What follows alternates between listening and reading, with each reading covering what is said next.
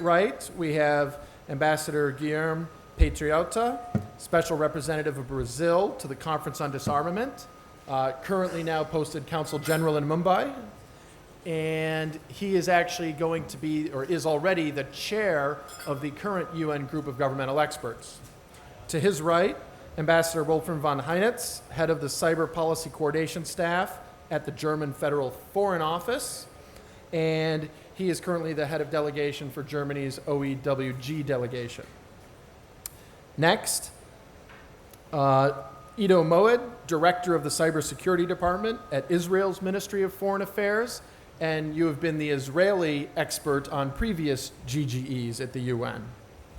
To his right, Johanna Weaver, who is currently Australia's representative to both the UNGGE and the UN OEWG on cyber. And then at the end, we have Kerstin Vignard, who is the head of UNIDIR's support team to the General Assembly processes for both of those GGE and OEWG processes. So what we are certain here is we have the right people to talk about this topic. I'm delighted to help moderate this conversation. And both given the title of our session and to make sure everyone is up to speed on past and current developments, I'd like to actually start at the far end with Kerstin and let you tell us a little bit about not only the two processes that have recently begun at the UN that you're supporting, but also what came before this and what brought us to this point, please. Thank you very much, Sean, and thanks to ORF for this great sci-fi. It's really an honor to be on the closing panel today as we wrap up these 3 days of discussion. So ICT's international security have been on the UN's agenda since 1998 when we had the first Russian-sponsored resolution on ICT's international security. So a lot of people don't realize how long this has been under discussion in the UN. And since then, we've had 5 groups of governmental experts meeting at the UN, starting in 2004, 2005 was the first one, and then 2010, 2013, 2015, and 2017. So we've had 5 groups of governmental experts. These are small, limited, essentially negotiations. I'll come back to that in a moment. And the reason I'm talking about this is I've had the honor of leading the advisory team to the chairs of all these processes with the exception of the first one. So last year in the UN, we had 2 different draft resolutions that were put forward. And one proposed to continue with a 6th group of governmental experts. And another one suggested that we should establish an open-ended working group. And that's a bit confusing. Open-ended is not open-ended in duration. It's open-ended in its composition, meaning that all member states are offered an opportunity to send a delegation. Now, normally in the UN we have 2 what they call competing resolutions, draft resolutions. The sponsors of those different resolutions go into a back room and they kind of hammer out their differences, and you come up with a kind of a compromise draft resolution that goes to the committee. That didn't happen in this time, and so both resolutions went forward, and both were voted on, and both passed. Twice the fun. Twice the fun, exactly. So the main difference is one establishes the 6th group of governmental experts, the 6th GGE, and this has 25 members. The P5 are all there, and the rest of the seats, the remaining 20 seats, are distributed amongst the UN regional groupings. The GGE meets behind closed doors. There's only 2 publicly available documents of a GGE process, the resolution establishing it going in, and the report that comes out the other side. What happens in between is behind closed doors. Now, the 6th GGE will be chaired by Ambassador Patriota of Brazil. In contrast, the OEWG, the Open-Ended Working Group, is open to all UN member states. It is public in the sense that it's live streamed. There are publicly available documents about it. Observers are allowed into the room. And that process is chaired by Ambassador Lauber of Switzerland, the permanent representative of Switzerland in New York.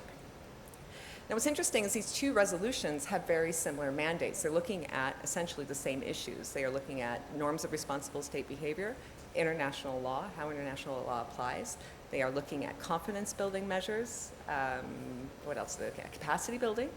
And something very interesting is that one component in the mandate of the open-ended working group is this question of regular institutional dialogue. How do we keep this conversation going amongst all member states? How do we continue to bring in new voices into this and bring this out of a closed door process? Now, one thing that's super exciting about both resolutions is for the first time, both the cyber negotiations, the cyber discussions in the UN have consultative processes in both resolutions. So we have, the GGE has regional consultations and also consultations with states that aren't members of this closed door process. And the OEWG has consultations in December with private sector and civil society. And if you're interested in participating in that, please look at the website of the Office of Disarmament Affairs at the UN in New York, where you can find information about participating if you're in a civil society group or from the private sector.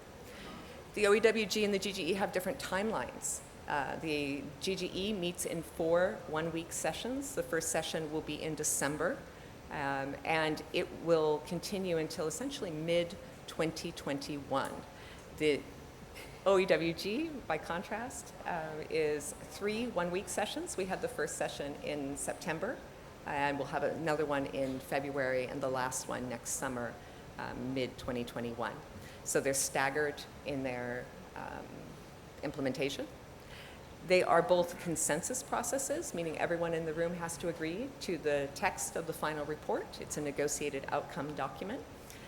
And just the first OEWG meeting in September, there was a really constructive atmosphere. Over 70 delegations spoke, which was quite exciting to have so many new voices, states that hadn't participated in the GGE process up until then.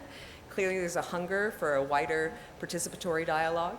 It's a very transparent process. The meetings were live cast. They're archived on the UN TV site, so you can look at them if you'd like to see what was said during that week of meetings. The first GGE meeting will be in December, but the preparatory work has been going on since midsummer with a series of 5 regional consultations. The final one, you might have reheard in the previous, on the Global Commission panel was mentioned. We were in Addis last week for the final regional consultation. And that permitted Ambassador Patriota, as well as the chair of the open-ended working group, to engage with members of the 5 regional groups that were consulted with. And lastly, and I'll wrap up here, the support team to both processes is the same. It's comprised of my institute, the UN Institute for Disarmament Research, and a team from the Office of Disarmament Affairs from the Secretariat. And we serve as a bit of a bridge between the 2 processes to make sure that the, well, not to make sure, but to further support the 2 chairs and the va-et-vient between the 2 processes. Thank you. That brings us in a very good historical summary and description of where we're at. I want to turn to Ambassador Patriota now as the chair of the GGE and put this into substantive context. We see a lot of the discussions about fragmentation and sovereign borders in cyberspace, and some of these issues are going to be dealt with in this UN forum. And my understanding is the resolution gives your group of governmental experts a mandate for regional outreach as well. Can you tell us a little bit about the mandate itself and the extent to which you look forward to addressing some of these issues through your leadership of this GGE? Well, thank you very much for the opportunity to be here with you, and thank ORF for inviting me. I think it's very important to have this conversation globally. We've heard whose responsibility is it? That was the object of several panels during the course of these days to ensure that the cyberspace is used responsibly. So I think at a certain level, all will agree that it should be the responsibility of states. Of course, they're not the only actors that need to be responsible, but I think they are main actors. And the only place where space can really interact and find some degree of common understanding is the United Nations. I'm very much a reflection of this. I'm the chair of one of the 2 processes that are ongoing within the United Nations framework to get this universal, this global discussion on how to improve the stability, the security of the cyberspace in a way that ensures a greater cooperation and in the context of peace and security. So I think it's an important element to bring here. We're not just discussing cybersecurity per se. This process comes from the first committee of the General Assembly, which is the Disarmament Committee. So it is in the context of peace and security. We have to promote greater trust, greater stability to the cyberspace, but in a way that mitigates this prospect of conflict through cyber threats or cyber attacks. That's the context of our discussion. So we're not discussing exactly, let's say, criminal activity in the cyberspace. We're not in a discussion directly of fake news per se, how to deal with that. We're not in a discussion of how to use the cyberspace for economic and social development of countries. This is a discussion framed within the context of peace and security. So there's a lot of big geopolitical sort of positioning that we have to deal with and tensions as well. The GGE, of which I'm a chair on behalf of the group, I'm from Brazil, but I was selected by the group, is a 25-member group only. So it's an enclosed system, whereas the second process is an open-ended working group, so all members participate.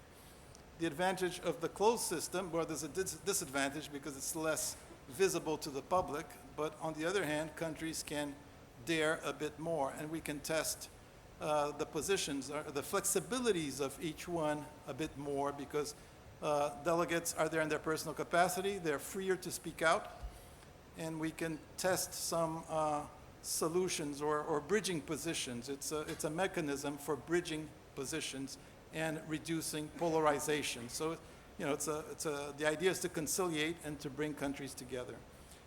For the first time, this resolution now, it's the 6th GGE, so we've been doing GGE since 2004. The issue appeared in the UN General Assembly in 1998, so it's not a new issue. And we've been building slowly but surely progressive understandings on this, and I think they're very, very important because a lot of what you hear that countries are doing today are based in the agreements reached in 2015. That was the last GGE that managed to produce a consensus outcome. So much of what regions and countries are doing nationally today is borrowed from those norms that were adopted then and the recommendations contained in that particular 2015 report. It was adopted by the General Assembly. Everybody agreed to it, so it carries that weight of legitimacy.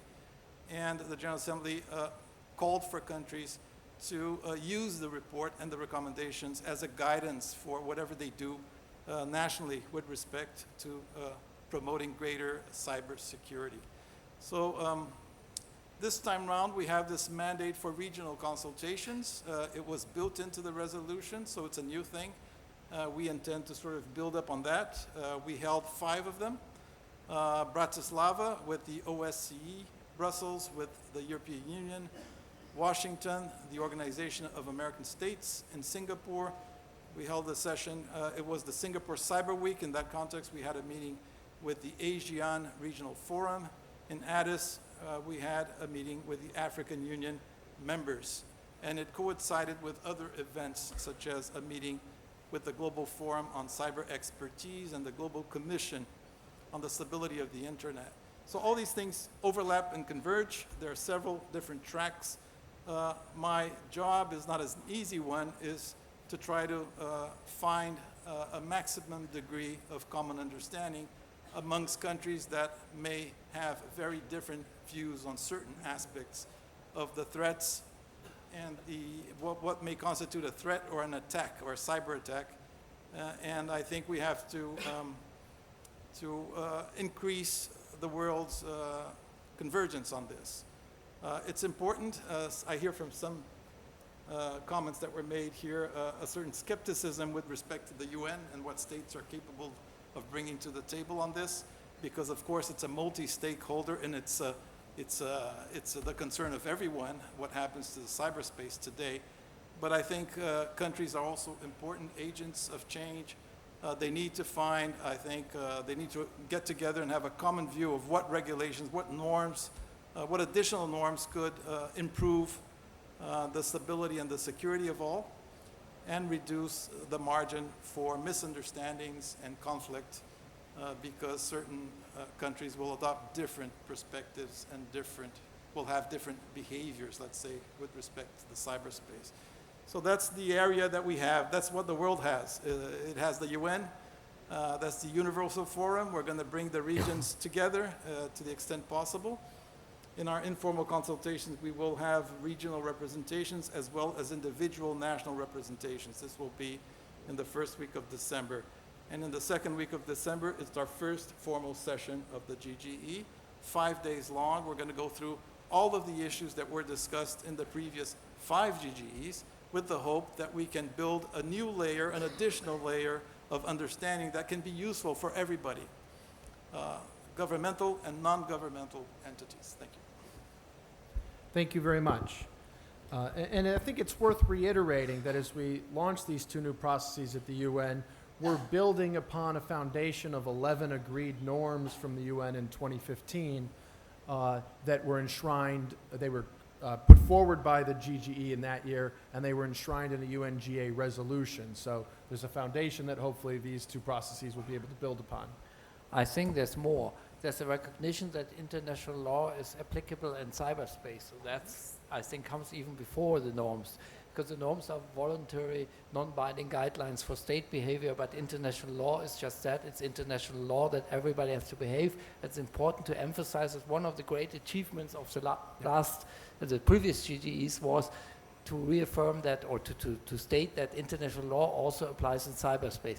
Meaning cyberspace is a place that is under the control of law. It's not something in a nirvana or unregulated. It's also not something where we start from scratch and have to nothing there. We have already the international law, including the UN Charter, which applies for cyber issues. So that's one important thing. The other thing is there's a consensus already established, also the need of capacity building measures. So capacity building, and that shows the outreach that this must be an inclusive process. And this is not something that basically first world countries handle between themselves. I heard this several times during the last 3 days here, that this is an issue, and I see that issue, but capacity building is an integrated part of this process.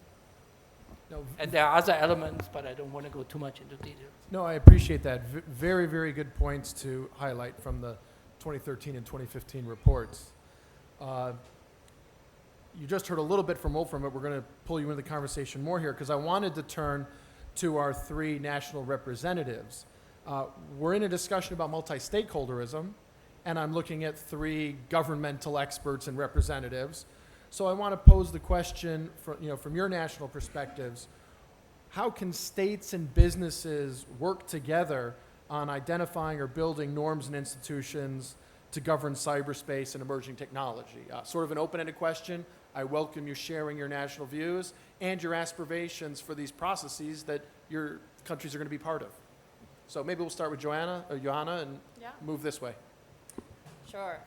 So first of all, I want to congratulate everyone in the audience for still being here at the last session of the panel. It's great. It's always interesting. Yeah, so... So I thought it would be good to start by, before we delve into how I'm going to be engaging broadly with the civil society, with industry, and with academia, as to why these issues at the UN are of relevance to you. So I think when you're looking at these conversations are saying, what is it that countries need to be doing to be responsible actors in cyberspace?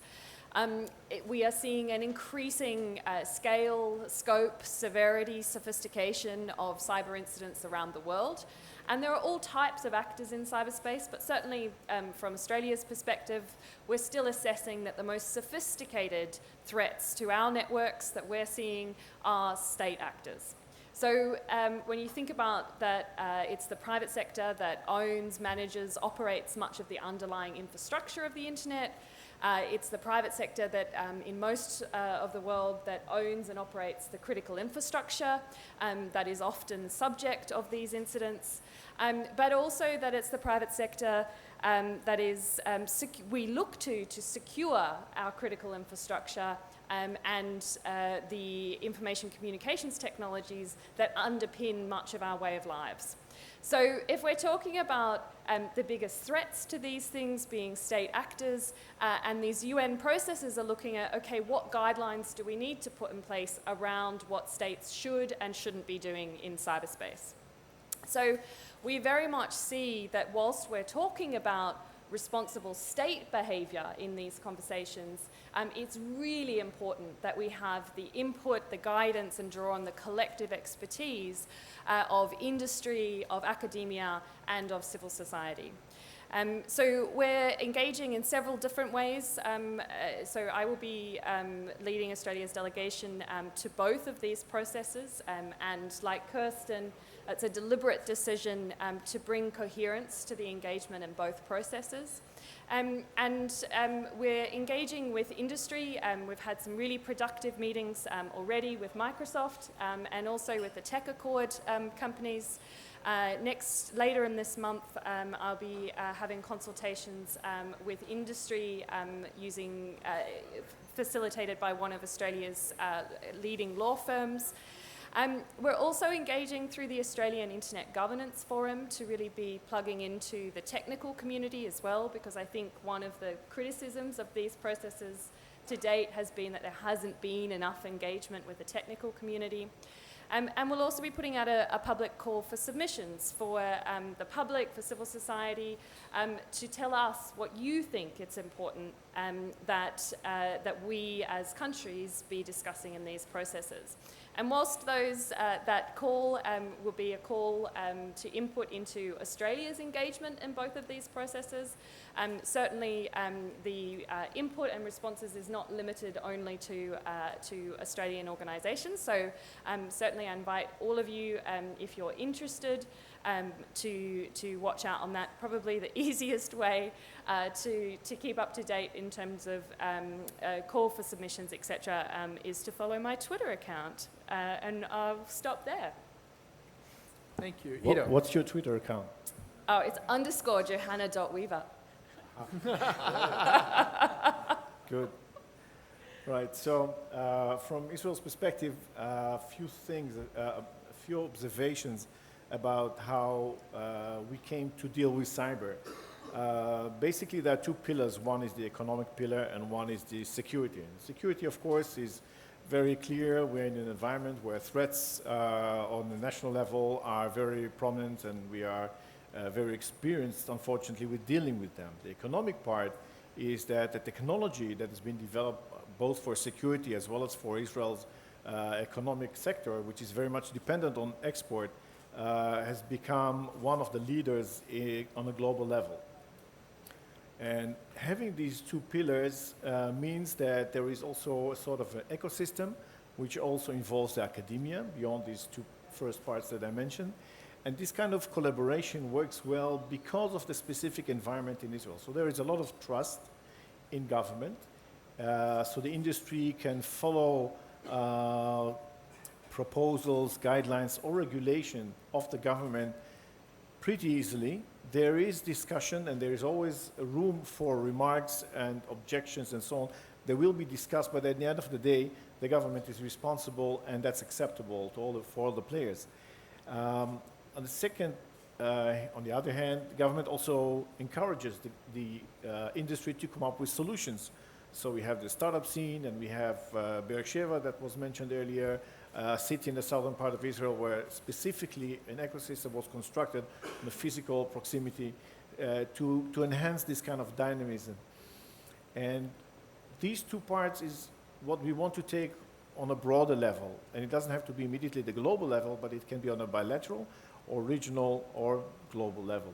And looking at the United Nations GGE process, Israel has been involved with that from very early stages, I think. We participated in 2 of the 6 groups, 2 of the 3 good ones, I must say. 3 came out with reports, 3 didn't. So it's a 50% chance that, well, we don't know about the 6, sorry. 2, sorry, yes. It was a little bit, yes. 3 yes. successful ones. That's not even, never mind, forget that. So we feel it's a very important process, but it's not the only process on a multilateral level. We are following the open-ended working group very closely. We are looking for an opportunity also to contribute on a substantial level there as well. But our approach is, as you may understand, is quite practical. So we're looking very much to share best practices, to discuss how best practices that work for us can work for other countries. We're very much looking to share our knowledge, so we have programs for capacity building that either work through the GFC or on a bilateral or regional level. And although Israel is not a part of any regional organization, we are Mediterranean partners of the Organization for Security and Economic Cooperation in Europe, the OSCE, which came up with, I think, one of the most important documents in cyber, and that's CBM's confidence building measures. And as such, this also has some political implication because our partners in the Mediterranean, which are Arab countries, join us at some level, which is, of course, in itself important, but we also believe that this is a very important process to be taken on a broader level. So I think I'll stop here at this point. Thank you. Well, let me first say that Israel is part of a very important multilateral organization, as is Australia. That's the Eurovision Song Contest. All right, yes. So we have you there at least integrated. But on the issue here, the question is 20, or the subject we're discussing is 20 years of multi-stakeholderism. 20 years, if I look back, there was at least in a group of both countries here on the panel, and particularly Germany, we support multi-stakeholderism throughout these 20 years. It's never been undisputed, and particularly it hasn't been clear what actually does it mean, multi-stakeholderism? How do we implement it in practice? And I see now at least a kind of consensus growing that the best way to describe it is as an ecosystem, or as I like to describe it, as a patchwork. Basically, that different actors have different tasks to fulfill in the system. There are different formats to do this task, and the important thing is to combine those in the best possible way, make them most effective, and create synergies between these different processes. But it doesn't mean multi-stakeholderism that in every process everybody has to be involved in the same part. And these UN groups are, as we heard already, first committee subjects, dealing with first committee subjects, so this is mainly state responsibilities. But there are a lot of other groups. We heard about the Global Commission that develop norms that directly address also private actors. We heard about the Siemens Charter of Trust. We heard about the Paris Call. So there are a lot of formats which work on same issues, and it's my deep conviction that if we want to create stability in cyberspace, and that I think is the ultimate goal, then we have to work together. But we have to work together in different formats and using our best capacities in each of those formats in a particular way. And then, of course, we need also a process to combine all this together. And I think for that, the UN are actually the decisive format for that. We have at the moment something like the IGF, the Internet Governance Forum, which will take place in Berlin in November this year. But we also have discussions going on within the UN system on reforming this IGF into something stronger, which could actually be a kind of coordinating mechanism, which doesn't replace what is existing, what is already there, but tries to basically combine it in a smarter way and create these synergies I was talking about. And this is another process which was observing. And when we talk about the end process, we're talking of one very important part of it, but we don't talk about the whole picture. Thank you. And you've mentioned a few of those other processes that are afoot. A couple hours ago, we had a presentation from the Global Commission. I want to give all the panelists a chance to weigh in on this topic. And some folks and commentators have been critical of the multitude of organizations and institutions who are trying to operate in this diplomatic space, pejoratively referring to them as norms factories, whether we're talking about companies or other self-appointed NGO or think tank groups coming up with these. So if I may, I'd like to invite any of the panelists, any and all, to comment on this competition or overlap between the multiple groups operating this multi-stakeholder norm space. Is this all mutually reinforcing? Is it somewhat detracting because it's so decentralized? If anyone has thoughts on that, I would love to hear them. And while they're composing their thoughts, we've had a great conference. The delegates have all been fantastic.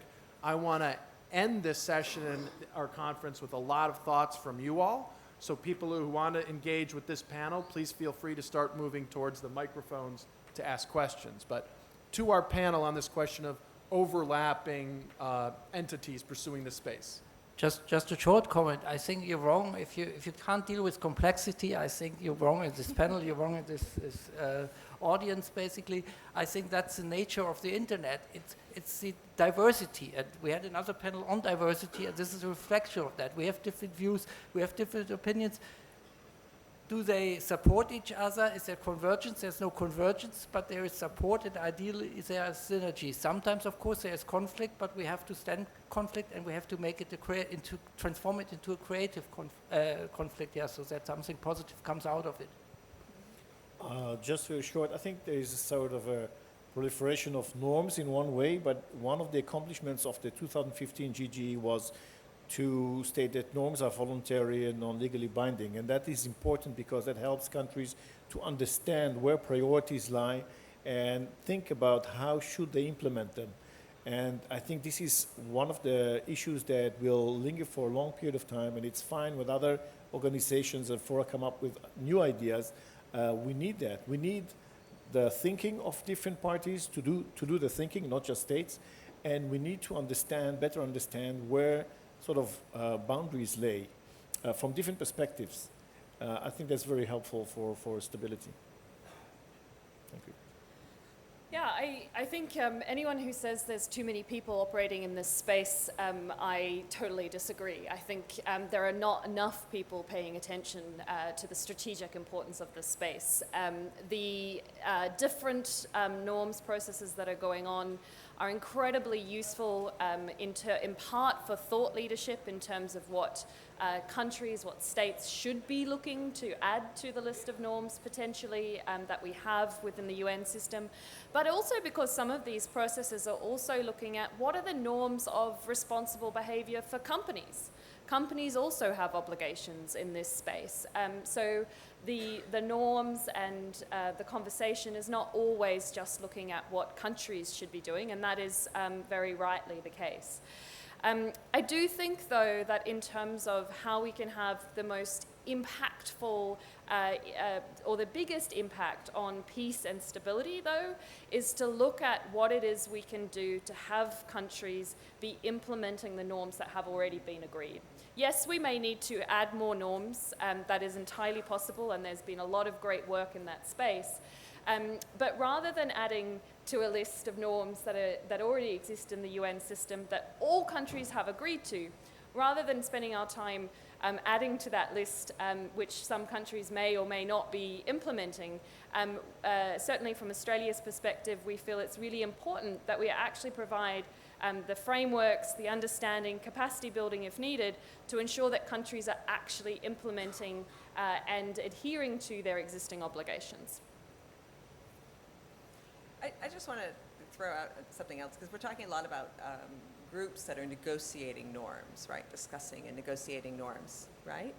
And norms don't have to always be negotiated. There are other ways that norms get developed, and norms can emerge from practice, and new norms will emerge through state practice. Unfortunately, I think all of our governments are getting more and more practice, right? Because of the state of the world and state of affairs today.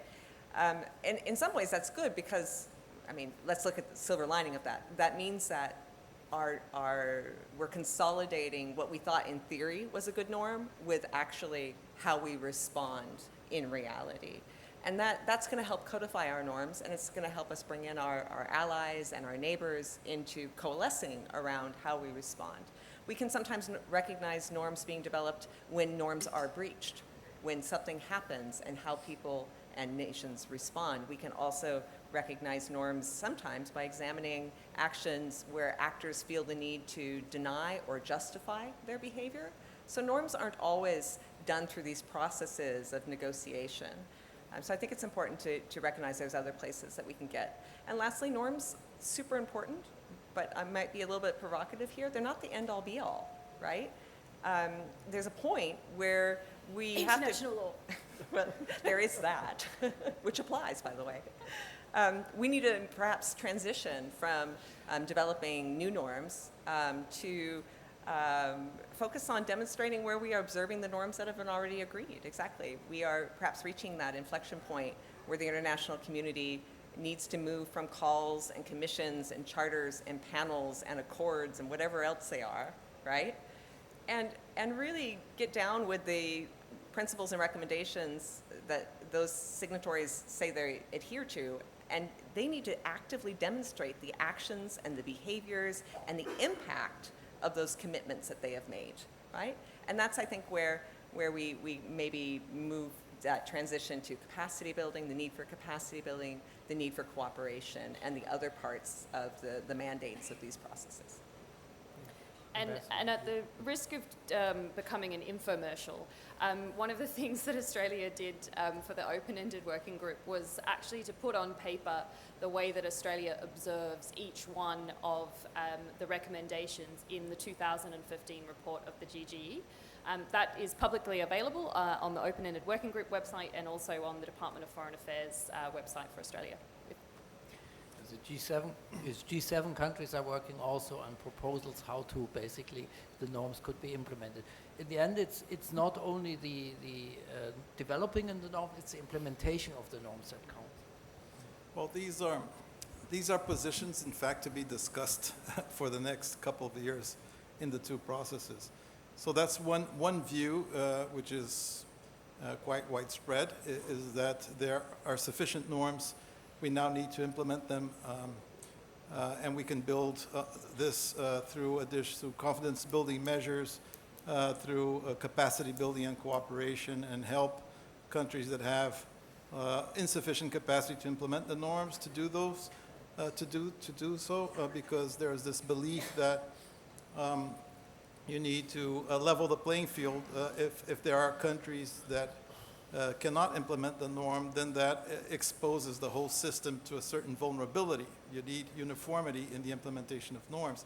But the norms so far that have been built with the purpose of being universal, they are, as it was said here, they're non-binding, they're voluntary, so countries can adopt them or not adopt them. There's no obligation. So that's another aspect for discussion, because how do you strengthen the value of the norms? How do you make everybody respect the same set of norms, even if you consider that the norms that exist are sufficient, which I doubt will be the point of view of all the members of the GGE.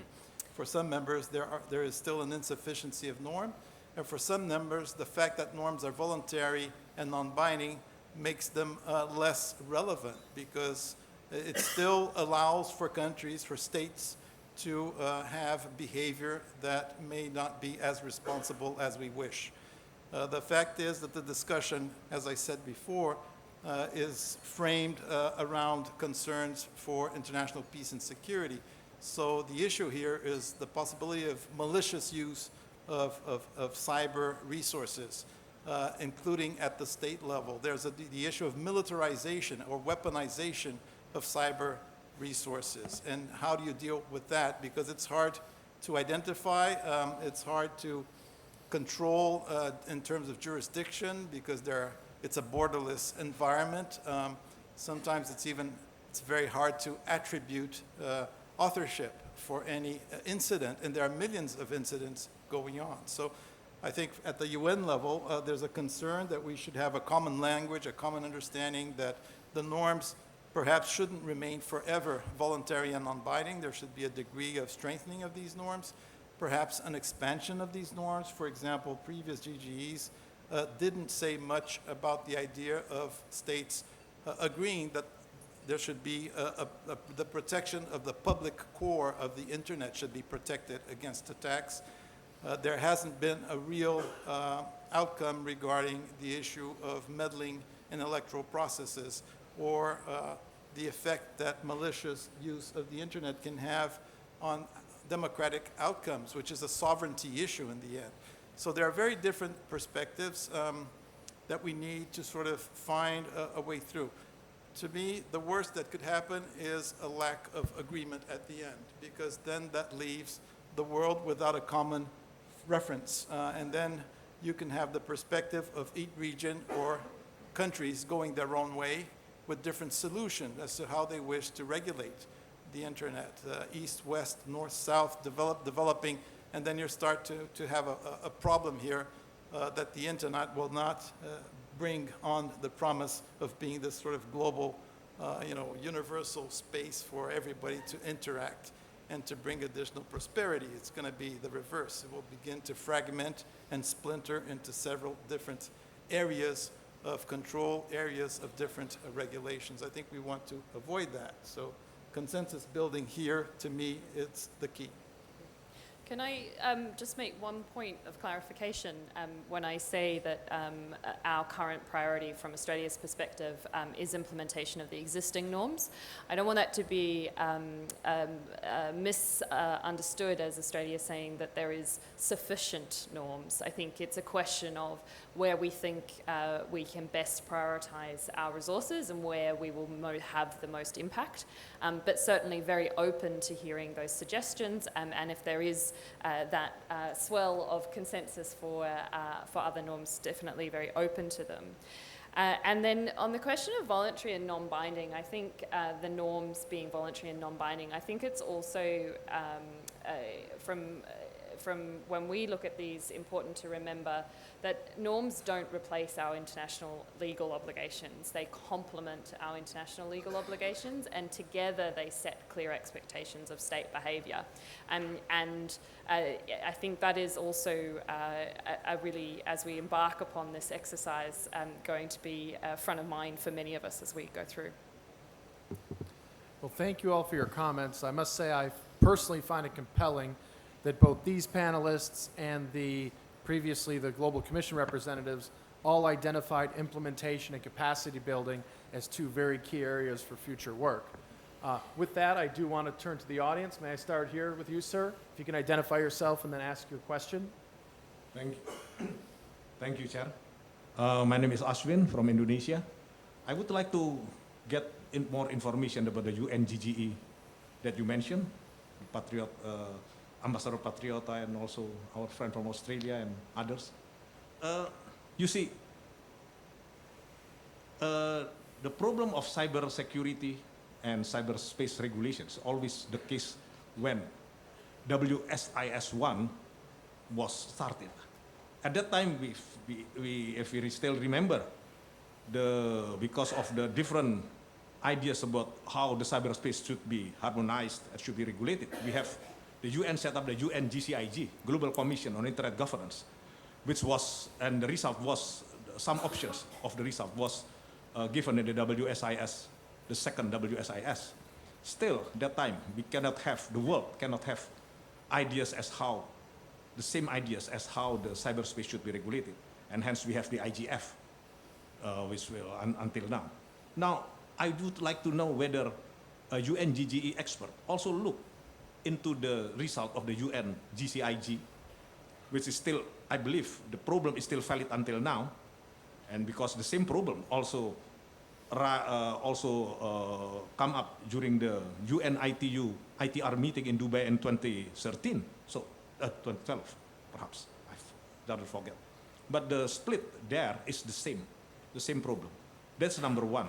You also consider the UNGCIG and previous others. The second question is very simple.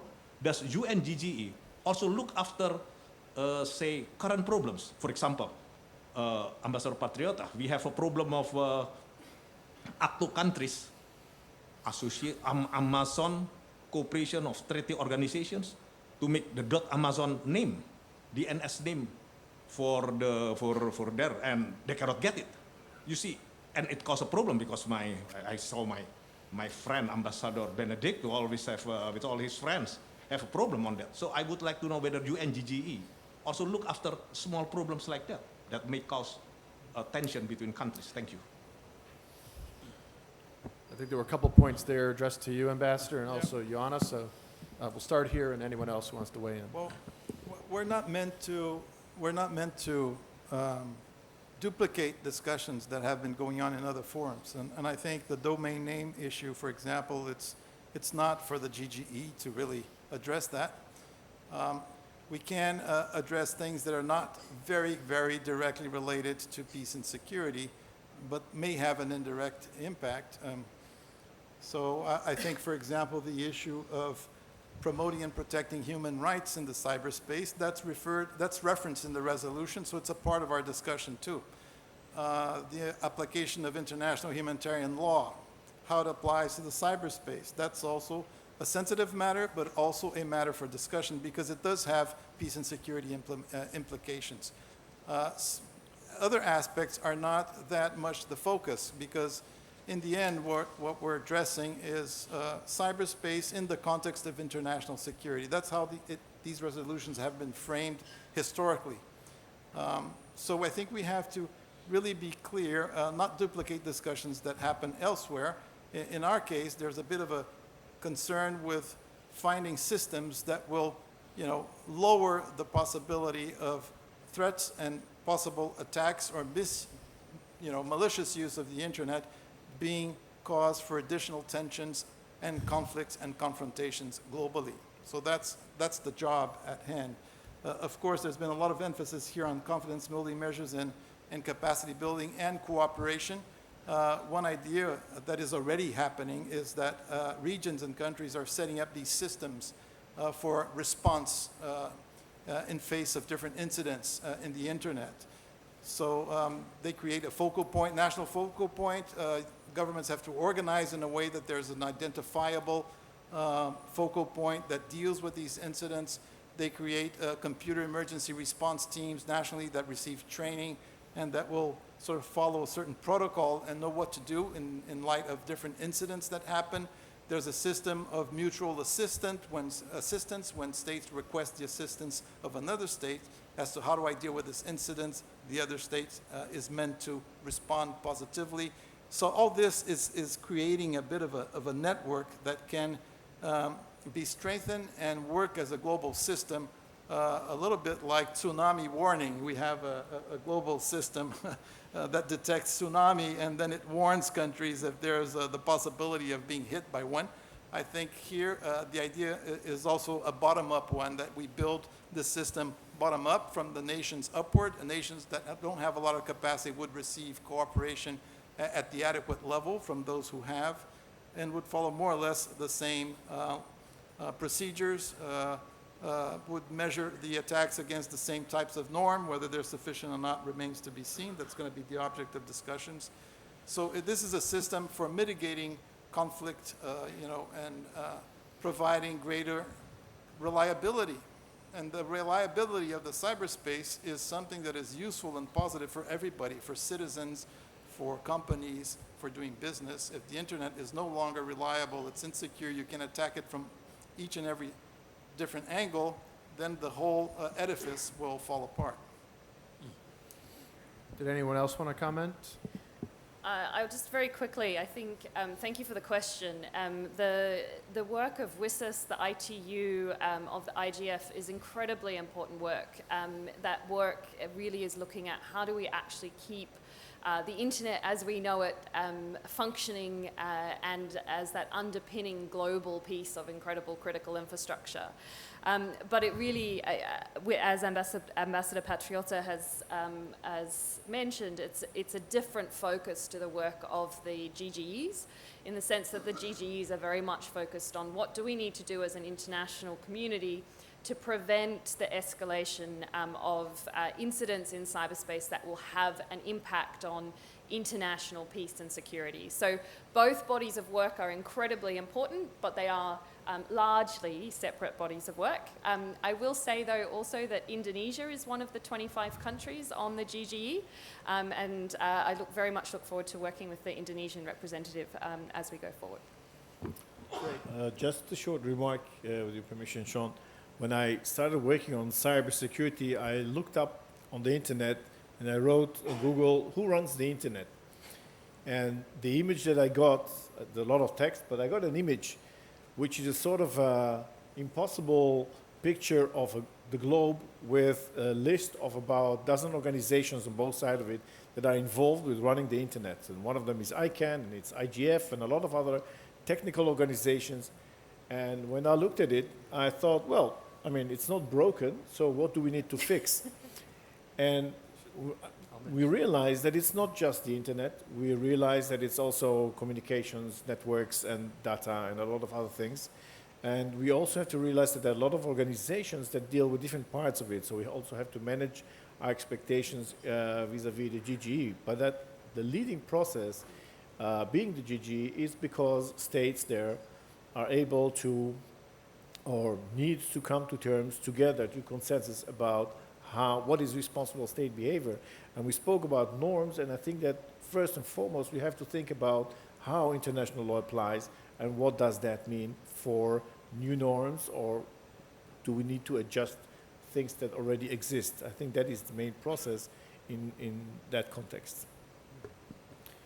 Thank you. And I know we mentioned Indonesia, but just to confirm, India is also in Yes. this GGE. Yes. We're not going to go through the whole list, but they are.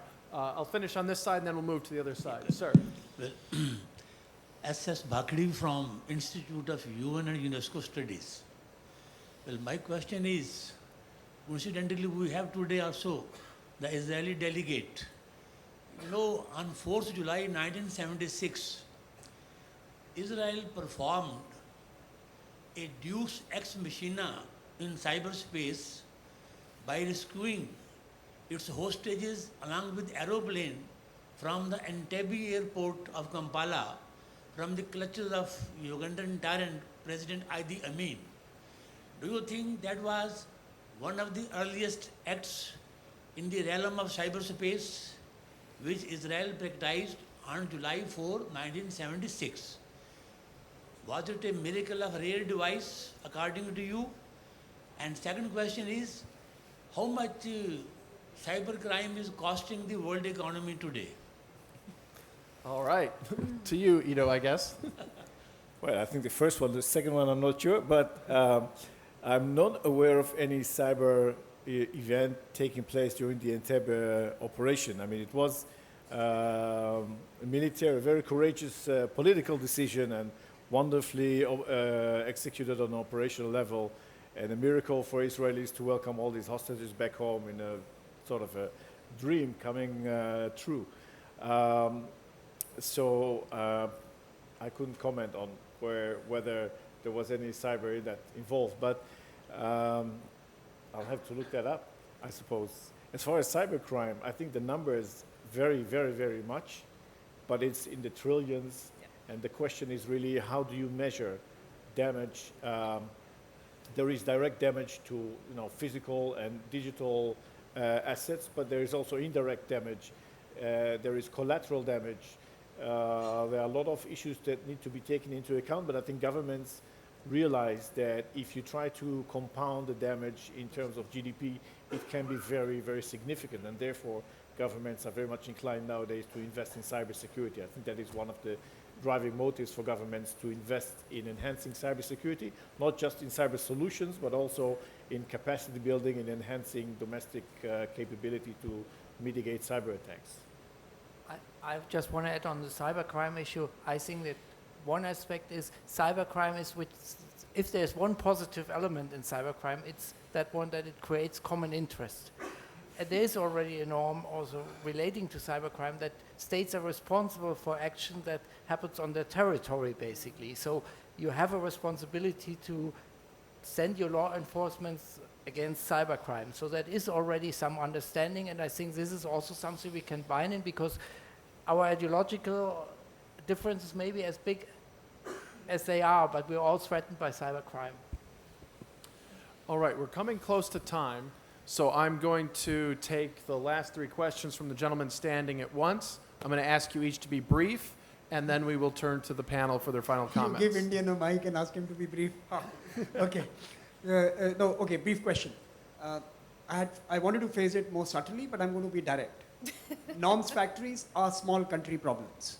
It's only small countries who pursue these commissions and coalitions and multi-stakeholder activities. Big states, be it the US, be it India, be it China, be it Russia, big states have not relied on multi-stakeholder, because we are discussing multi-stakeholderism, have not relied on multi-stakeholderism to achieve certain outcomes.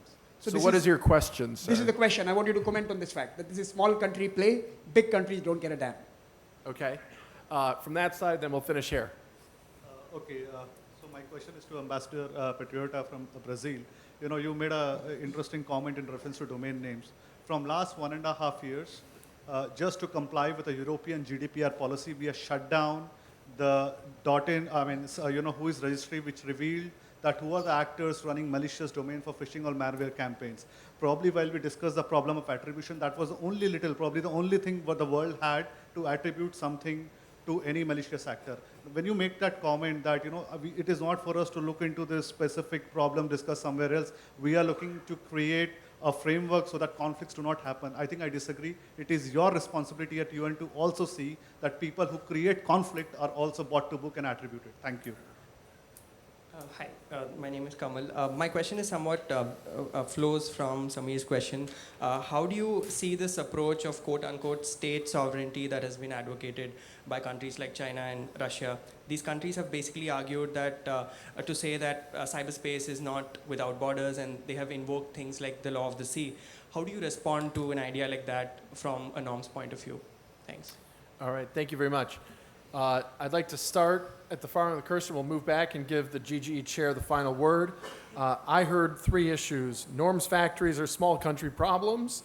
The UN has responsibility to deal with specific problems as well, and the issue of state sovereignty. So can we proceed from the far end? Just very briefly, state sovereignty is a principle that's mentioned in all the GGE reports. So it's not something that's being brought to the table that's controversial. It's actually in the UN Charter, and it's an important principle that's recognized in the consensus reports.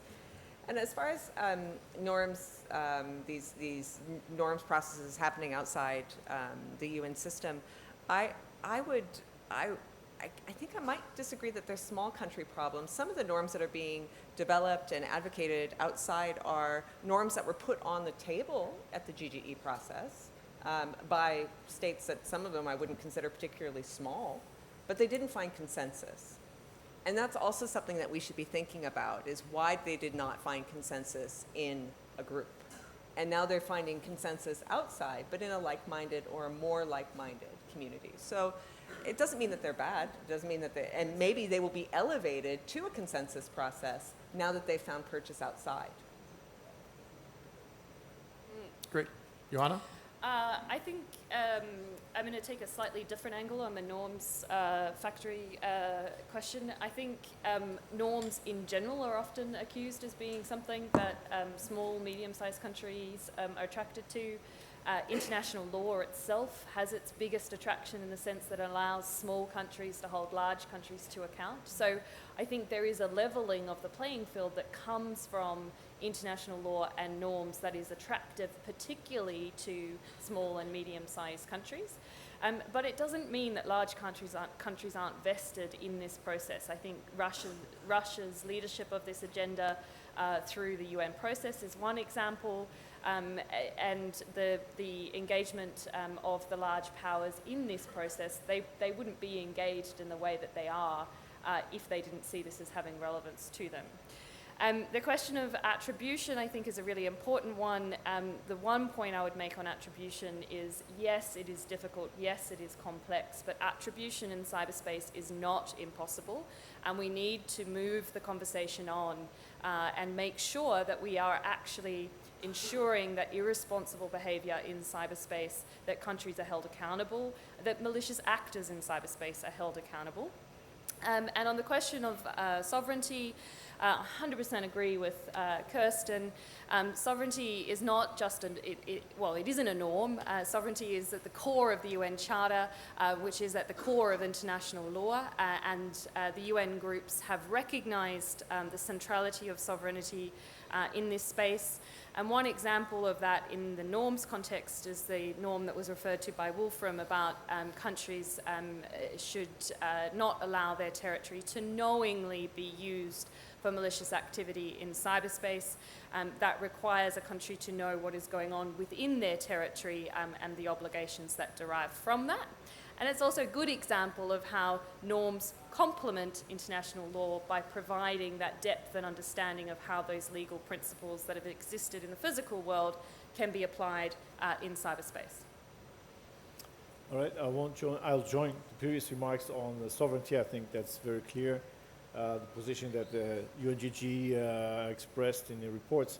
As far as the role of the United Nations in terms of creating some kind of deterrent posture, I think the deterrence in a broader sense is very important, and I'm not sure that it's the role of the United Nations to contribute to that, but we do need to think as states, how do we deter others from, especially state actors, deter them from executing cyber attacks, whether it's cybercrime or anything else. And I think that's a very complicated problem that can be enhanced, can be somehow alleviated by jointly agreeing on specific norms.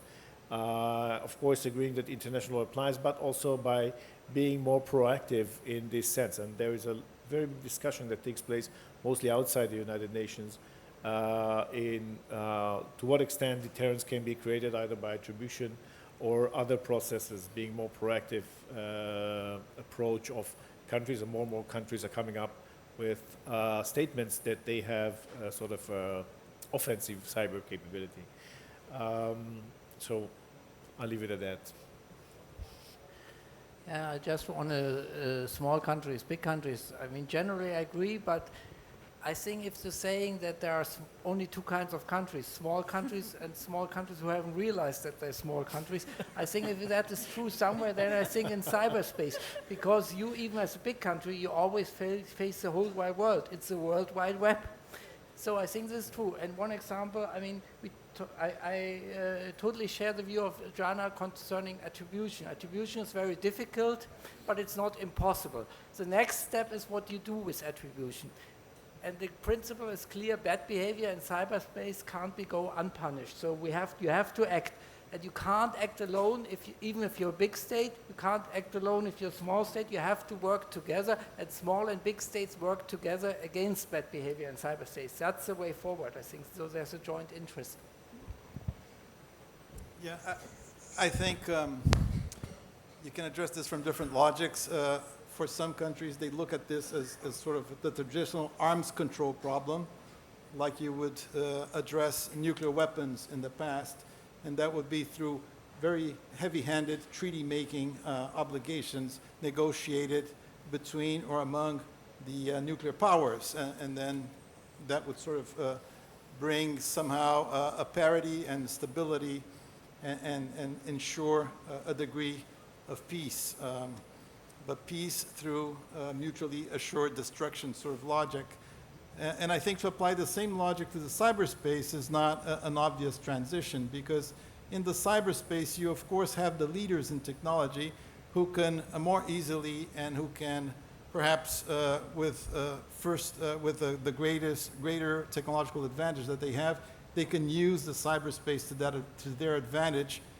And perhaps they wouldn't be as favorable to new rules applying to everyone because they may feel they can get away with more, whereas other countries who do not have the wherewithal to use cyberspace to their advantage and to attack others without others being in a position to attribute to them authorship, they will be simply completely vulnerable and defenseless. But on the other hand, everyone has a stake in the cyberspace because everything now runs through cyberspace.